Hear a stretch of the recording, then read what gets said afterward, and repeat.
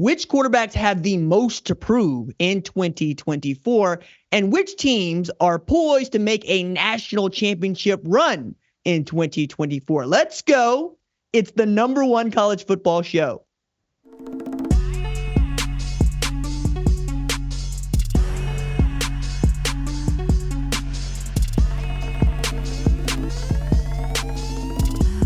What's up, kinfolk? Welcome to the #1 college football show. I am your host, RJ Young. Thank you for watching on the Fox Sports app, YouTube, or listening wherever you get your podcast. Today on the show, I want to talk about the 5 quarterbacks I believe have the most to prove in 2024. But first, I want to talk about the 5 teams I think are poised to make a run at the national championship this season. So we're going to get straight to the list. Start at number 5, go to number 1, you know how we do. Number 5, I got Lane Kiffin's Ole Miss Rebels. This, I think, is going to catch some people off guard, and I'm fine with that. Because I watched a lot of Ole Miss football last year, more than I thought I was going to watch because they were good. They had their first 11-win season in school history last year. They've been playing football for over 100 years in the state of Mississippi. Okay, the SIP ain't never been this good. All right. Then add into this their losses. Alabama, Georgia. Good football programs, right? You know what I'm saying? The 2 teams playing the SEC championship game. Ole Miss is right there, right? And given what Jackson Dart has shown, I think they got a spot. Now, here's the problem. The problem is Quinshon Judkins has since transferred, right? But Ulysses Bentley has come back. I think that's a great move. If Logan Diggs, who transferred from LSU, can also help them out, you can probably get some similar production, although Quinshon Judkins is an elite talent. They also made their offensive line a priority, and while nobody was looking, they added a couple of Washington offensive linemen off last year's team, the one that won the Joe Moore Award. And then Pete Golding did his job recruiting for the defense, landing the best non-quarterback available outside of Caleb Downs, right, and Walter Nolan out of A&M. So they are loading up and they're ready to go in as far as what the transfer portal can do for them. It's, can these pieces mesh together this spring and into the summer? And knowing that Alabama might take a step back, can you beat up on a Georgia if you got to go see them, right? What is Ole Miss going to be able to do against Oklahoma? Those sorts of things. But I think if you're Lane Kiffin and you're Pete Golding, you feel like this is the year. This is the magic year. This is the one that you have been building toward. And the portal has given Lane Kiffin and Ole Miss a leg up that they never had. Like I mentioned the 11-win part. That is because they can go into the portal and pull out guys that they can't normally recruit to the University of Mississippi. That's not a small thing. So taking advantage of the landscape as it is actually what Lane Kiffin is best at. Even as he is moaning and complaining about the state of college football, I'm going, hey, look, dog, you weren't that good at Tennessee. You weren't that good at SC. You were this good at Ole Miss because of the portal. All right? Let's not bite the hand that feeds. Let's see if Ole Miss can get it going in 2024. Number 4 on the list. Let's go all the way out west to a team playing in the Midwest. That's the Oregon Ducks. I like Oregon. I like Dan Lanning. I understand that they're losing Bo Nix, but they got a guy coming in that I think is going to be pretty good. They also added another guy that I thought had all the talent in the world at quarterback, Dante Moore.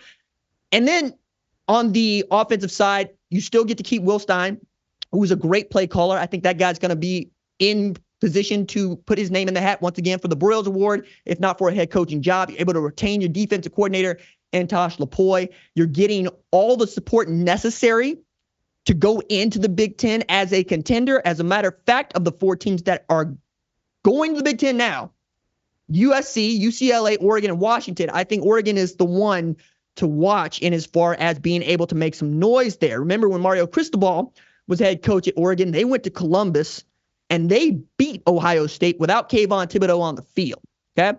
Dan Lanning is every bit the guy capable of doing that. And I love knowing that he is going to be aggressive in the portal and he's going to be aggressive recruiting and that he's going to be at Oregon for as long as they want him to be at Oregon. I think this is going to be a team that we're all pretty closely watching, given what they have added in the portal, given what Dan Lanning is about. And if that defense can really step up, I think they got a shot to win the Big Ten championship. not just punch a ticket to the college football playoff, but get one of those automatic bids, which would lead you to, we think, a bye in the new model. Number 3 on the list, one, the University of Texas. Some of this has to do with what Texas was able to do in 2023. Some of this has to do with Steve Sarkisian getting $10 million annually, coach the University of Texas. But most of this has to do with the talent that is always up and down Texas. Like, that's been the thing. Texas has always been one of the most talented teams in football, but they have, for the last few years, underperformed. Last year was not that year. Last year, they answered the bell, right? They went on the road, and they beat Nick Saban in Alabama by double digits in Tuscaloosa, right? That's not a small thing. You get Quinn Ewers back. You're adding to that wide receiver core. You're adding to that defense. Yes, you're going to lose some dudes, but everybody loses some dudes, and you're still going to be able to go into the portal in the spring, fill out some gaps. But I think the cohesion that he's going to have in that quarterback room, the cohesion that he's going to have on that defense, being able to retain most of your staff, right, is not a small thing. I expect Texas to be right there battling with Ole Miss, battling with Georgia, and then we'll see, right? There's a lot of question marks for me inside the SEC. I don't think these are going to be the way that they have always been. For instance, if Florida ups and, demolishes what probably is the most difficult schedule in college football history, we're having a different conversation, right? Like, that's the thing. I'm looking at the SEC and I'm going, yo, Texas, you getting off light. You really are. Like, the toughest game they got is Georgia coming to them. You know what I'm saying? So if you're going to march through and you're going to get the SEC championship, your first year might be your best opportunity to do this, given what the talent is and what Steve Sarkisian is capable of with that program. Number 2 on the list, Georgia Bulldogs. That is penciled in. Okay, that's the 1 seed. That's the team we all think is going to win the SEC championship game. Some of this has to do with Kirby Smart. Some of this has to do with Carson Beck. Most of this has to do with they are rock solid, airtight, watertight at every position. They're really good. They're really, really good. And they always seem to come up with guys that seem to fly under the radar that overperform for them. Like Daijun Edwards, for instance, right? Running back at Georgia was not that highly thought of as a recruit. Turns out to be one of your better tailbacks. And then you'll land a guy like Brock Bowers. I think that is where Georgia has excelled and really where Kirby Smart became the guy that Nick Saban always thought he would. He will scour the earth for the best possible players to be Georgia Bulldogs. If that means going to Napa, California to go get a tight end, he's going to do that. And then if that dude shows himself to have the talent, he'll play him as a true freshman. I love knowing that Georgia wants to win football games more than they want to do anything else. And that's why they're terrified. That's why they're scary, right? Is you got a guy like Carson Beck who could go to the NFL draft, but wants to spend the next year at Georgia because he doesn't believe that he's a guy that helped win those other 2 national championships with Kirby Smart. That's Stetson's team. He wants to do it as a quarterback. That's remarkable, right? I think having that kind of want to in your program really feeds into everything else you're going to do. And then number 1, the Ohio State Buckeyes. After losing to Michigan for a 3rd straight time and then watching the Wolverines go undefeated as national champs, Ryan Day has made some decisions. One of those decisions was that he no longer needs to be calling the plays. And I kind of respect and love this at the same time. I say respect because it's a man that is understanding that his job is much bigger than having the best offense possible. And perhaps because he was so in tune with that offense in years past and tried to let it go just a little bit in 2023, it did not perform to the expectations that we have come to have for an Ohio State offense in 2023. However, if Ryan Day is going to hand off play calling privileges, he needs to hand them off to somebody who's at least as good as he is. Which is why when Bill O'Brien was the first guy that he picked for that job, everybody's kind of looking around like, I don't know if that's the move, my dude. I don't know. Are you a better play caller than Bill O'Brien? And it's not really about him being a better play caller. It's about, can this dude do the job well enough for us to win against Michigan? Okay.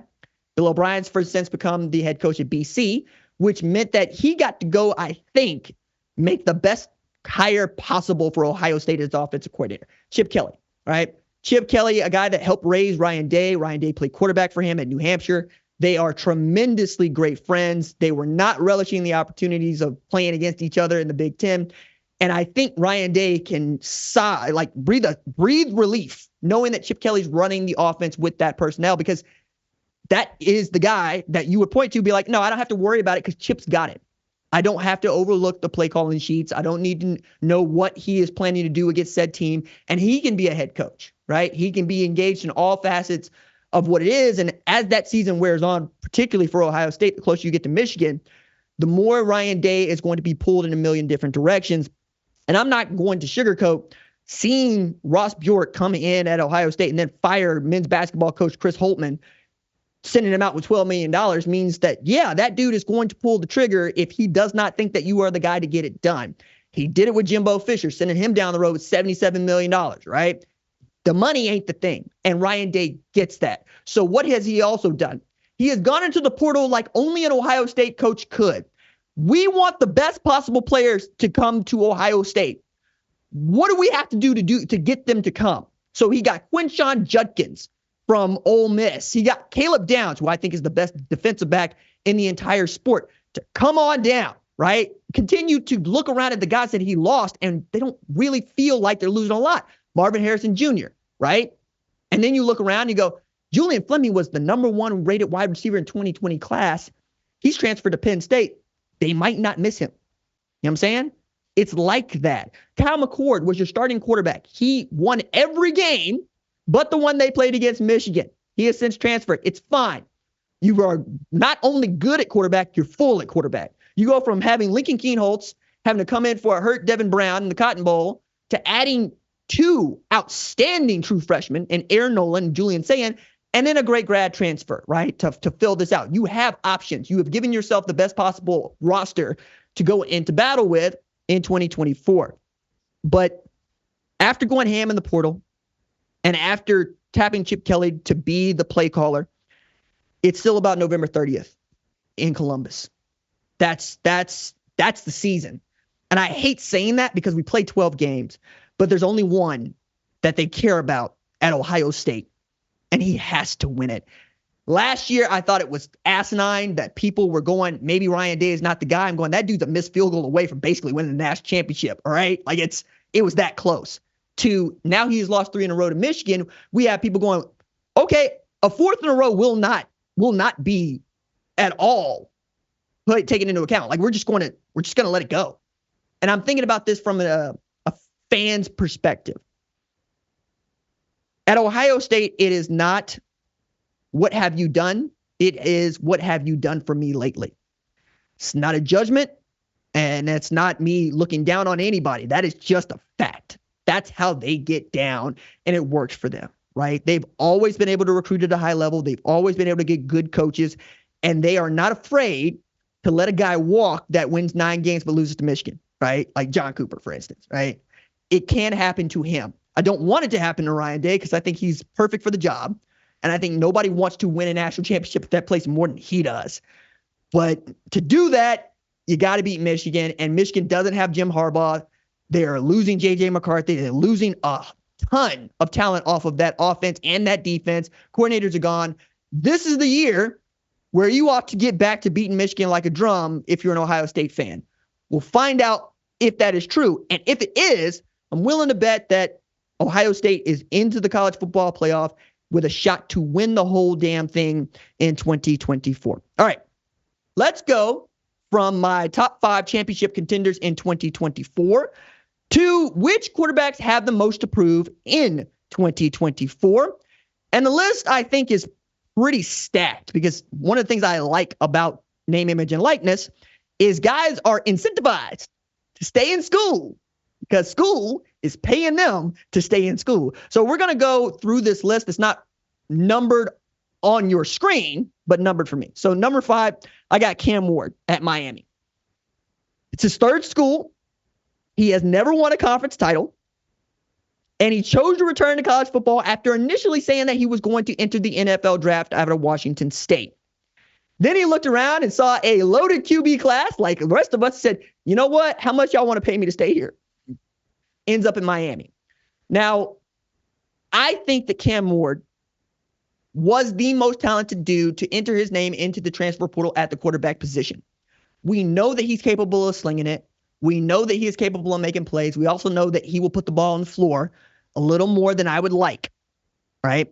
But it's a guy that grew up in Texas that went up to Pullman, made it happen, and is going down to Miami for what will probably be his last season of college football as a grad transfer, I might add, right? I think that this is a man that needs to win at a high level to boost his NFL draft stock into the first round, because that was my question. Is that a first-round quarterback? Not for me, right? But he can be. Take better care of the football, put up the kind of numbers that we're used to seeing you put up, right? Wouldn't hurt nobody's feelings for you to put up those numbers you had in Incarnate Word. You know what I'm saying? Lead Miami to an ACC title game appearance, play in a New Year's Six Bowl, and then we'll see, right? I think that's what he has to prove. Number 4 on the list, I got DJ Uiagalelei, who has since transferred to Florida State. It is also his third school, and he hasn't led a team to a conference title as the starter. DJ Uiagalelei was coming out of high school with the same hype that accompanied Bryce Young. One of those guys won the Heisman Trophy and had just finished his rookie season in the NFL. The other guy chose to leave Clemson for Oregon State and then Oregon State for Florida State. I also think that he's going to Florida State because he wants to show he is the guy that we thought he was in 2020 when he was able to bring Clemson from 18 back to beat Boston College, right? When he's putting on really great displays against Notre Dame. He's got everything you want from an athletic standpoint. I mean, he still throws a 95-mile-an-hour baseball, and I would love to see that dude pitch. But at Florida State, Mike Norvell is looking around going, okay, we went undefeated. And the reason that they left us out of the college football playoff is because my quarterback got hurt. Okay. If I have another talented quarterback who does not get hurt, could put up the same sort of numbers as Jordan Travis, what will they do with us then? I think DJ Uiagalelei would like to see the answer to that question too, because he wants to prove that he can lead a team at a major college football program to a conference title, if not to the college football playoff, if for no other reason but to vindicate his talent. I think that is in the offing for him at Florida State. Next on the list, I got Dillon Gabriel, who has, again, on his third school, right? Central Florida, Oklahoma, and now Oregon. And he hasn't won a conference title, which I know you're shocked to hear, right? Because you're looking at Central Florida, no, that he wasn't the dude, right? Oklahoma, no, it didn't happen for 6 and 17, and it didn't happen last year because Kansas happened. First loss to Kansas, 1998. Okay, all right. Going into Bedlam. Nope, can't get it done there either. So he's transferring. And I was thinking, all right, you're going up there with Dante Moore. But I think we all believe that, yeah, Dillon Gabriel's probably going to beat out Dante Moore for the job. But you are inheriting a really great program. Bo Nix did everything he could with that team, right? Nobody looked at Bo Nix last year and said he's the guy that's holding back Oregon. That is the standard. You have to demonstrate that you are at least as good as Bo Nix was in his last year at Oregon, which is very, very good, right? That Bo Nix is, I think, a fringe first-round quarterback, but you kind of got to talk yourself into it the way that you got to talk yourself into Jaden Daniels. And I think that's where Dillon Gabriel also peaks. I don't think that a Heisman Trophy winning season is going to change your opinion overall of Dillon Gabriel, but it could ensure that he is drafted in the middle of the first round versus, say, the top of the second round. And at Oregon, where he wanted to go, where he wanted to wear Marcus Mariota's number, they're going to expect you to vindicate that number, which means you need to put up some Heisman-level stats and need to lead Oregon to what we think is an appearance in the Big Ten title game, if not win a conference title. And then next on the list, we finally get to somebody who has demonstrated they can win a championship in quarterback Will Howard, who chose to leave Kansas State, transfer to Ohio State. And I think the read on Will Howard is kind of wrong because that's a big man. That's 6'4", 240, right? Damn near Cam Newton. But more than that, came off the bench in 2022 and led Kansas State to a Big 12 title against the undefeated Texas Christian Horned Frogs, who ended up beating Michigan in the Fiesta Bowl and then finishing runner-up in the national title game. Now, there was a chasm between Texas Christian and Georgia, right? We get that. But again, Texas Christian beat Michigan. Michigan won the national championship just last year. I think Will Howard is trying to show NFL teams that he is a first-round quarterback. I think right now, from an athletic standpoint, you could see it getting there, right? I could see that guy turning into the kind of dude that we talk about, like, say, Josh Allen. I think his ceiling is a little bit higher than Dylan Gabriel's, but at a place like Ohio State, you're going to have to do this right now, right? They're not going to wait for you. And there are guys in that quarterback room who I think could be more talented than he is, but he is the most experienced guy in that room. I think he wants to prove that if you give him the kind of roster that Ohio State has, he can help lead them to the college football playoff and lead them past Michigan for the first time since 2019. And that would go a long way, not just at Ohio State in college football, but in the NFL, right? Because there are lots of folks that watch Ohio State to find out who's going to get drafted and where. And if you're the guy at quarterback making all those decisions, you're going to get the benefit of that doubt. All right. The next quarterback on this list, the last one we got to talk about, is Texas quarterback Quinn Ewers, who won a conference title, kept Arch Manning on the bench, and forced Malik Murphy to initiate his transfer in the middle of college football playoff preparation. That is how little Malik Murphy thought he was going to have a shot to win this job in the spring. So it is very much Quinn Ewers' job. We're also talking about one of the most talented football players in recruiting rankings history. Okay? We're talking about 6 dudes by the time he got there had a perfect 1.00 rating across the composite. That was including ESPN, 247, and Rivals, right? Everybody knew the dude coming out of South Lake Carroll could sling it. Then he goes to Ohio State, right? Graduates early. It doesn't work out. He transfers to Texas. The first year doesn't go great because it's also his true freshman year, if we're being honest. And then last year, you got to see him grow up. And you got to see what it looks like when Quinn Ewers is slinging it. Can he stay healthy? That's number one, right? And then, if he can stay healthy, can he lead Texas back to the college football playoff and perhaps to a national championship? It is a dude that really should have been at Texas the whole time, and I think even he would say that now. But it is also a man that wants to do what Colt McCoy could not. Win the national championship. Beat the best team in the SEC to do it. He has everything to prove because there are some folks that still don't think that he's one of the better quarterbacks eligible for the 2025 draft, right? It's a little too erratic on his behalf, but you can see the arm talent is there. You can see the accuracy is there. If he is getting that PhD in quarterbacking that he claims to be getting from Steve Sarkisian, I expect that to show up in 2024, and I think he has to go and prove that. All right. That is going to do it for today's episode of the number one college football show. We will be back live on Tuesday. Our number one college football show leads of screening are Jack Coakley and Torrin Westfall. They make us better in the film room. Production assistants Kiara Santana and Jim Cunningham put the special in our special teams. Social producer Javion Duncan makes sure the recruits and the rivals see the cake we bake. Chaz Boulay is sending in the signal. Senior producer Catherine Cordaji sees the entire field from the booth. Lead producer Tyler Wojak calls us plays from the sideline, and the play snaps on my clap. Again, you'll see all live on Tuesday. Till then, stay low. Keep those feet driving. Doses.